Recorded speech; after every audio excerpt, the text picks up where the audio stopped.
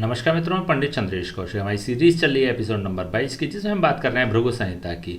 भृगु संहिता के अंतर्गत आज हम बात करने वाले वृश्चिक लग्न के अष्टम भाव में केतु स्थित हो तो उसके क्या फलादेश होंगे। प्रथम भाव में 8 नंबर का मतलब होता है वृश्चिक लग्न। वृश्चिक लग्न में जब कभी भी केतु अष्टम भाव में स्थित हो जाता है तो यह अत्यंत नकारात्मक फलों को प्रदान कर देने वाला ग्रह बन जाता है। देखिए, इससे पूर्व की सीरीज में इसकी एपिसोड नंबर 21 की सीरीज में हमने राहु की चर्चा करी थी। राहु और केतु के सिद्धांतों के बारे में आपको विस्तार से बताया भी था। उसमें हमने 144 वीडियो दिए थे और प्रत्येक वीडियो में हमने केतु के सिद्धांतों के बारे में चर्चा करी थी। एक्चुअली राहु और केतु दोनों के ही सिद्धांत एक ही होते हैं, तो इस वाली सीरीज में हम सिद्धांतों की अगेन चर्चा नहीं करेंगे। यहाँ पर डायरेक्टली हम फलादेशों पर ही बात करेंगे। देखिए, राहु और केतु 3 प्रकार से अपने फलों को प्रदान कर सकते हैं। फर्स्ट ऑफ ऑल तो यह जिस भाव में स्थित होते हैं उस भाव के अनुसार अपने फलों को प्रदान करते हैं। जिस राशि पर स्थित होते हैं उस राशिपति के अनुसार अपने फलों को प्रदान करते हैं। और तीसरा, राहु और केतु के साथ कोई अन्य ग्रह युति संबंध बनाकर बैठ जाता है तो फिर राहु और केतु उसके भी फलों को प्रदान कर देने वाले बन जाते हैं। चलिए एक एक करके हम बात कर लेते हैं। सर्वप्रथम तो यह केतु अष्टम भाव में स्थित हो रहा है तो अष्टम भाव के नकारात्मक ही फलों को प्रदान कर देने वाला यह बन जाएगा। अष्टम भाव होता है दुख, विपत्ति और परेशानियों का कारक भाव, पीड़ाओं, कष्ट और समस्याओं का कारक भाव। इसी के साथ रुकावटों का कारक भाव भी अष्टम भाव ही माना जाता है। तो ऐसी स्थिति में अपनी भोग दशा के दौरान ऐसा केतु व्यक्ति को दुख, विपत्ति, परेशानी, रुकावट, समस्या, पीड़ाएं और कष्ट प्रदान कर देने वाला बन जाता है। अपनी भोग दशा के दौरान व्यक्ति को अत्यंत नकारात्मक फलों को प्रदान कर देने वाला यह हो जाएगा। इसी के साथ केतु से संबंधित बीमारियों के होने की यहाँ पर संभावनाएं बढ़ जाती हैं। यूरिन इन्फेक्शन की समस्या हो सकती है, किडनी की समस्या हो सकती है, पुरुषों में प्रोस्टेट की समस्या हो सकती है, महिलाओं में यूट्रस की समस्या को प्रदान कर देने वाला ऐसा केतु हो जाएगा। इसी के साथ फिशर से संबंधित समस्या अथवा पाइल्स से संबंधित समस्याओं का कारक भी यह केतु यहाँ पर बन जाएगा। तो इस प्रकार की नकारात्मक स्थितियों को भी यह प्रदान कर देने वाला बन जाता है। अब हम इसकी दूसरी अवस्था पर आ जाते हैं। केतु जिस राशि पर स्थित हो रहा है उसका स्वामी कुंडली में जैसा भी रिएक्ट करता है वैसा ही केतु भी रिएक्ट करने वाला बन जाएगा। इट मीन्स कि यहाँ पर हम बात कर रहे हैं बुध की। बुध कुंडली में जैसा भी रिएक्ट करेगा, यदि शुभ भावों में स्थित हो जाता है, शुभत्व प्रदान कर देने वाला होता है, तो केतु भी कुछ शुभ फलों को प्रदान कर देने वाला यहाँ पर बन जाएगा। अन्यथा की स्थिति में यह अत्यंत नकारात्मक और विध्वंसकारी परिणामों को प्रदान कर देने वाला यहाँ पर बन जाता है। मान लीजिए कि बुध प्रथम भाव में स्थित हो जाता है तो ऐसी स्थिति में व्यक्ति को मिश्रित फल प्रदान कर देने वाला बन जाता है। आर्थिक रूप से व्यक्ति को कुछ संपन्नता प्रदान कर देने वाला बन जाता है। सामाजिक रूप से भी व्यक्ति को ज्ञानियों की श्रेणी में लाकर खड़ा कर देता है। ऐसे लोगों को एक प्रतिभाशाली व्यक्तित्व का धनी भी बना देता है। लेकिन इसके साथ ही ऐसे लोगों को कुछ शारीरिक कष्ट भी प्रदान कर देने वाला यह बन जाएगा, पीड़ाएं प्रदान कर देने वाला बन जाता है। ये द्वितीय भाव में ऐसा बुध स्थित हो जाता है तो धन के सापेक्ष व्यक्ति को पीड़ाएं प्रदान कर देने वाला बन जाता है। धन के सापेक्ष दुख, विपत्ति और परेशानियां प्रदान कर देने वाला बन जाएगा। ऐसे लोगों को अपने ससुराल पक्ष से और अपने कुटुंब से भी पीड़ाओं का सामना होता ही रहता है। ऐसे लोगों के जीवन में वाणी दोष भी एक प्रबल कारण हो सकता है जिससे कि उनके संबंध सामाजिक रूप से समाप्त हो सकते हैं अथवा खराब हो जाते हैं। तृतीय भाव में ऐसा बुध स्थित हो जाता है तो ऐसी स्थिति में ऐसा केतु अपनी भोग दशा के दौरान व्यक्ति को अत्यंत मेहनत, परिश्रम, पुरुषार्थ और संघर्ष करने के पश्चात भी सफलता प्रदान नहीं करता है। दुख, विपत्ति और परेशानियां ही प्रदान कर देने वाला हो जाता है। ऐसे लोगों की मेहनत को अत्यधिक बढ़ा देने वाला ऐसा केतु अपनी भोग दशा के दौरान हो जाएगा। लेकिन केतु की संपूर्ण भोग दशा में ऐसे लोगों को शुभ फलों की प्राप्ति नहीं हो पाती है।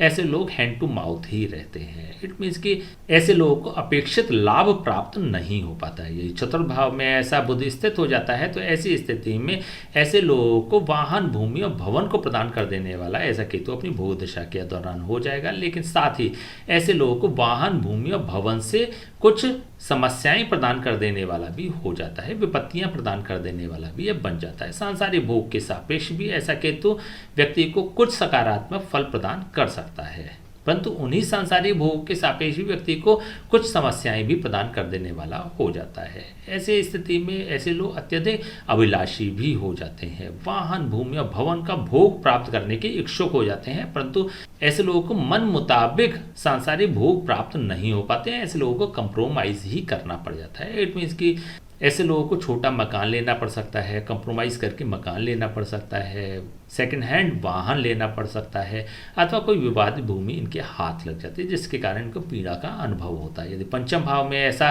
बुध स्थित हो जाता है और नीच का होकर स्थित हो जाता है तो केतु भी यहाँ पर अत्यंत विध्वंसकारी परिणामों को प्रदान कर देने वाला बन जाता है। ऐसे लोगों के मान सम्मान और प्रतिष्ठा की हानि कर देने वाला भी यह हो जाएगा। ऐसी स्थिति में ऐसे लोगों को पद के सापेक्ष भी हानि प्रदान कर देने वाला भी यह बन जाता है। महत्वाकांक्षा को पूर्ण करने वाला भी हो जाता है। संतान पक्ष से भी ऐसे लोगों को पीड़ा का अनुभव कराने वाला ऐसा केतु अपनी भोग दशा के दौरान हो जाएगा। यदि षष्ठम भाव में ऐसा बुध स्थित हो जाता है तो ऐसी स्थिति में व्यक्ति को रोग, ऋण और शत्रु प्रदान कर देने वाला ऐसा केतु हो जाएगा। जैसा कि हमने बात करी, केतु से संबंधित रोग होने की यहाँ पर संभावनाएं बढ़ जाती हैं। इसी के साथ ऋण होने की संभावनाएं भी यहाँ पर बढ़ जाती हैं और शत्रु पक्ष भी ऐसे लोगों को अत्यंत पीड़ित कर देता है। तो इस प्रकार की संभावनाएं यहाँ पर प्रदर्शित कर देने वाला यह बन जाता है। नौकरी के सापेक्ष भी ऐसे लोगों को नकारात्मक फल ही प्राप्त होते हैं। कॉम्पिटिशन एग्जाम में भी ऐसे लोगों को सफलता प्राप्त नहीं हो पाती है। यदि सप्तम भाव में ऐसा बुध स्थित हो जाता है तो ऐसी स्थिति में जीवन साथी को भी अत्यंत दुख, विपत्ति, परेशानी और पीड़ाएं प्रदान कर देने वाला ऐसा केतु अपनी भोग दशा के दौरान हो जाता है। ऐसे लोगों के जीवन साथी के मार्ग में अवरोध, समस्याएं और बाधाएं उत्पन्न कर देने वाला ऐसा केतु अपनी भोग दशा में हो जाएगा। ऐसे लोगों के जीवन साथी को स्वास्थ्य संबंधी समस्याएं भी हो सकती हैं। यदि अष्टम भाव में स्वग्रही होकर ऐसा बुध स्थित हो जाता है तो ऐसी स्थिति में ऐसे लोगों को अष्टम भाव से संबंधित कुछ सकारात्मक फलों को प्रदान कर देने वाला भी यह बन जाता है। देखिए, गुप्त ज्ञान का, गुप्त रहस्य का और गुप्त धन का कारक भाव अष्टम भाव ही माना जाता है। तो ऐसे में गुप्त धन प्रदान कर सकता है, ऐसे में गुप्त ज्ञान प्रदान कर सकता है, ऐसे में कुछ मिस्टीरियस कार्य व्यक्ति से करा सकता है। ऑल ऑफ सडन ऐसे लोगों को लाभ प्राप्त हो सकता है। तो इस प्रकार की संभावनाएं इस केतु की दशा में बढ़ भी जाती हैं।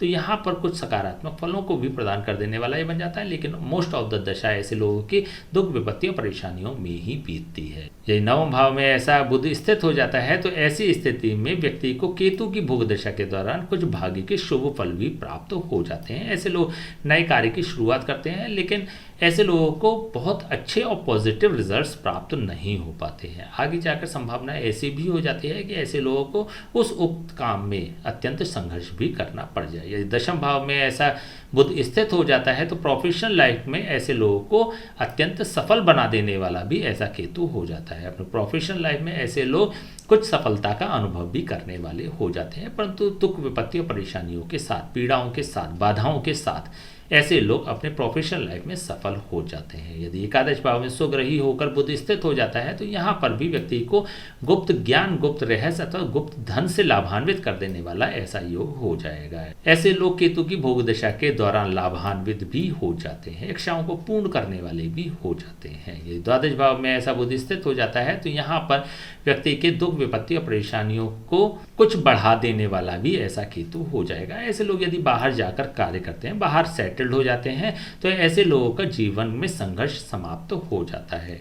विदेश, विदेशी भाषा, विदेशी करेंसी, विदेशी लोग, विदेशी कंपनी अथवा किसी एमएनसी कंपनी से जुड़कर भी ऐसे लोग अच्छा प्रदर्शन करने वाले हो जाते हैं, अथवा अपने शहर से बाहर, अपने प्रदेश से बाहर अथवा अपने देश से बाहर जाकर भी ये अच्छा कार्य कर लेते हैं। तो इस प्रकार की संभावनाओं को ये बढ़ा देने वाला बन जाता है। अब इसकी तीसरी अवस्था की बात कर लेते हैं। केतु के साथ यहाँ पर कोई अन्य ग्रह युति संबंध बनाकर बैठ जाता है तो फिर किस प्रकार के परिणाम होंगे। मान लीजिए कि सूर्य ही स्थित हो जाता है, तो सूर्य यहाँ पर क्योंकि दशम भाव का स्वामी हो रहा है, दशम भाव का स्वामी होकर जब केतु के साथ अष्टम भाव में स्थित हो जाता है तो प्रोफेशनल लाइफ में व्यक्ति को पीड़ाएं प्रदान कर देने वाला बन जाता है, प्रोफेशनल लाइफ को स्पाइल कर देने वाला भी हो जाता है। ऐसे लोगों के बिजनेस अथवा नौकरी में नुकसान होने की संभावनाएं बढ़ जाती हैं, नौकरी जा सकती है, बिजनेस समाप्त हो सकता है। तो इस प्रकार की नकारात्मक स्थितियों को उत्पन्न कर देने वाला भी बन जाता है। ऐसे लोगों के मान सम्मान और प्रतिष्ठा की हानि कर देने वाला और असफलता को प्रदान कर देने वाला भी ऐसा केतु अपनी भोग दशा के दौरान हो जाएगा।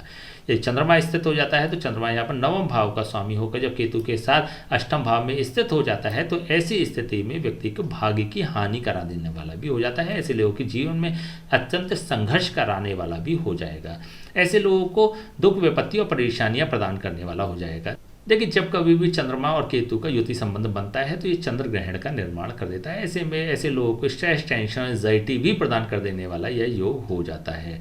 इसी के साथ ऐसे लोगों को कुछ डिप्रेशन की भी शिकायत हो सकती है, कोई ऐसे लोग डिप्रेशन में भी जा सकते हैं, नकारात्मक ऊर्जा से ग्रसित भी ऐसे लोग हो सकते हैं।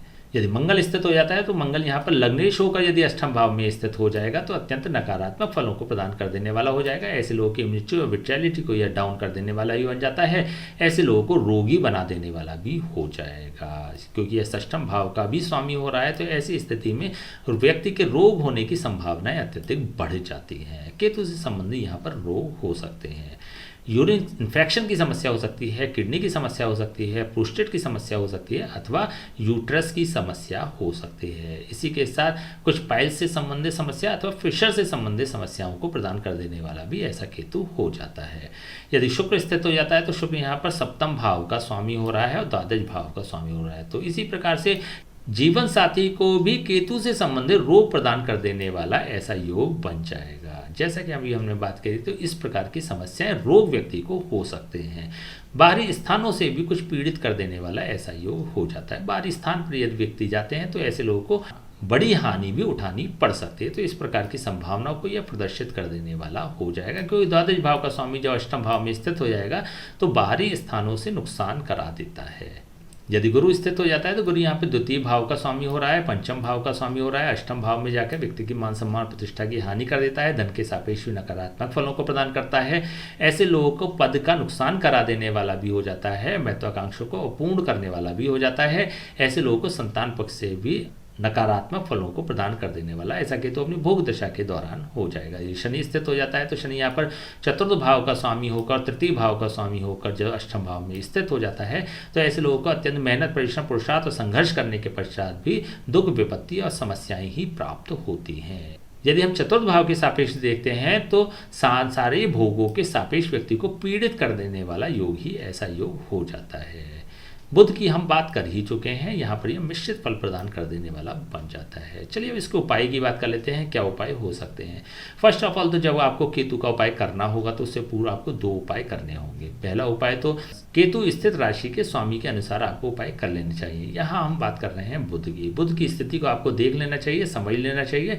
बुध पर हमने 144 वीडियो आपको प्रदान की है। वृश्चिक लग्न के विभिन्न भावों में बुध की स्थिति पर भी हमने 12 वीडियो आपको तैयार करके दिए हैं। तो सर्वप्रथम तो आपको बुध की स्थिति को जान लेना चाहिए। आवश्यकता हो तो उसका उपाय भी कर लें। प्रत्येक वीडियो के अंत में आपको उपाय भी मिल जाएंगे। तत्पश्चात आपको ये देखना है केतु के साथ कोई अन्य ग्रह युति संबंध बनाकर तो नहीं बैठा है। यदि कोई अन्य ग्रह भी युति संबंध बनाकर बैठ गया तो फिर आपको उसका भी उपाय कर लेना चाहिए। वह उपाय भी आपको हमें चैनल की प्लेलिस्ट में जाकर मिल जाएगा। बेसिकली सूर्य से लेकर राहु तक प्रत्येक ग्रह पर हमने 144 वीडियो आप तक पहुंचाए हैं। तो अपने वाली वीडियो को देखकर संबंधित उपाय आपको कर लेना चाहिए। तत्पश्चात ही आपको केतु का उपाय करना चाहिए। केतु के लिए बुधवार से प्रारंभ करें। अपनी थाली में से एक रोटी निकालकर अलग रख दें। भोजन करने के पश्चात वो कुत्ते को प्रदान कर दें। यदि आप ऐसा प्रतिदिन करते हैं, नियमित करते हैं, तो फिर केतु आपके लिए अत्यंत शुभ फलों को प्रदान कर देने वाला यहाँ पर बन जाएगा। ठीक है, तो चलिए आज हमने बात करी वृश्चिक लग्न के अष्टम भाव में केतु स्थित हो तो उसके क्या फलादेश होंगे। नेक्स्ट वीडियो में बात करेंगे वृश्चिक लग्न के नवम भाव में केतु स्थित हो तो उसके क्या फलादेश होंगे। तब तक के लिए हमें आज्ञा दीजिए।